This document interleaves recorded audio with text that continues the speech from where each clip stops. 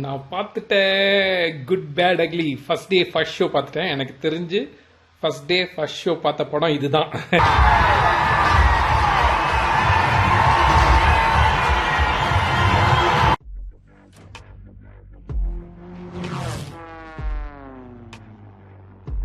பையனோட போய் பார்த்தேன்.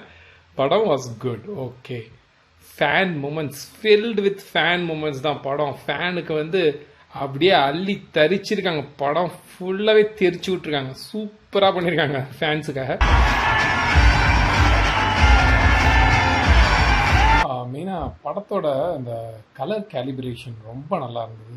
கேமரா ஒர்க்லாம் ஃபேன்டாஸ்டிக்காக இருந்தது. அண்ட் மியூசிக் வந்து நல்லா இருந்தது. Was good. நிறைய பழைய பாட்டு ரெஃபரன்ஸ்லாம் போட்டாங்க. இளமை இதோ பாட்டு வருது.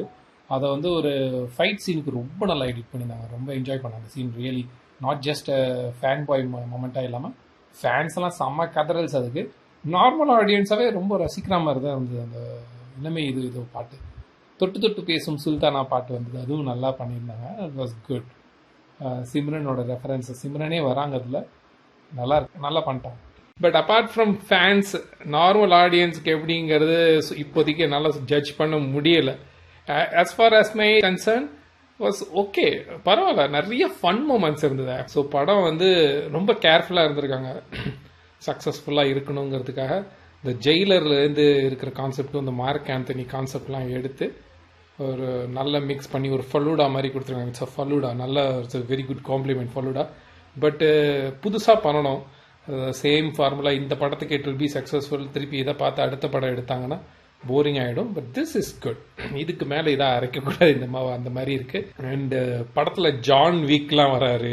அப்புறம் நம்ம வாலி படத்துலேருந்து சிம்ரன் வராங்க. சோனா ரெஃபரன்ஸ் கொடுத்துருக்குறாங்க. அந்த மாதிரி நிறைய மொமெண்ட்ஸ் படத்தில் ஃபில்டு வித் மொமெண்ட்ஸ் நிறையா இருக்குது. ஸோ இது வந்து ஃபர்ஸ்ட் டே ஃபர்ஸ்ட் ஷோ இந்த ஆடியன்ஸோட பார்த்ததுனால இந்த இன்ஃப்ளூயன்ஸ்னால மேபி ஃபீல்ஸ் வெரி குட் நினைக்கிறேன். But it was good. நல்லா இருந்தது. பையனுக்கும் ஓரளவு பிடிச்சதா இருந்தது. He also like the movie. படம் கதை ஸ்பாய்லர் இல்லாத கதைன்னா ஜெயிலரோட கான்செப்ட் கதையே தான் ஆல்மோஸ்ட் சேம் தான். ஜெயிலரில் அவர் போலீஸு, இதில் இவன் கேங்ஸ்டர். அவ்வளோதான் வித்தியாசம். ஜெயிலரில் அவன் பையன் வந்து கெட்டவன், கடைசியில் கொண்டுடுவாங்க. இதில் அவன் பையன் நல்லவன், கடைசியில் காப்பாற்றுவார். இவ்வளோதான் டிஃப்ரென்ஸு. மற்றபடி கதை உள்ளுக்குள்ளே கொஞ்சம் different story. Concept same concept, ஜெயிலரோட concept. But story is different. Don't want to give you a spoiler. Just ஒரு இன்ட்ரோ ஸ்டோரி மாதிரி சொல்லணும்னா, ஒரு கேங்ஸ்டர் ஒரு பையனுக்காக திருந்தி சரண்டர் ஆயிடுறாரு போலீஸ்லாம். இதான் ஸ்டார்டிங் ஸ்டோரியே.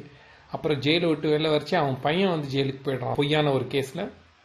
அந்த பையனை எப்படி காப்பாற்றுறாருங்கிறது தான் கதை. அதில் நிறையா ட்விஸ்ட்டு, டர்ன்ஸு, ஃபன் மொமெண்ட்ஸு ரொம்ப தெறிக்க விட்டுருக்காங்க படத்தை.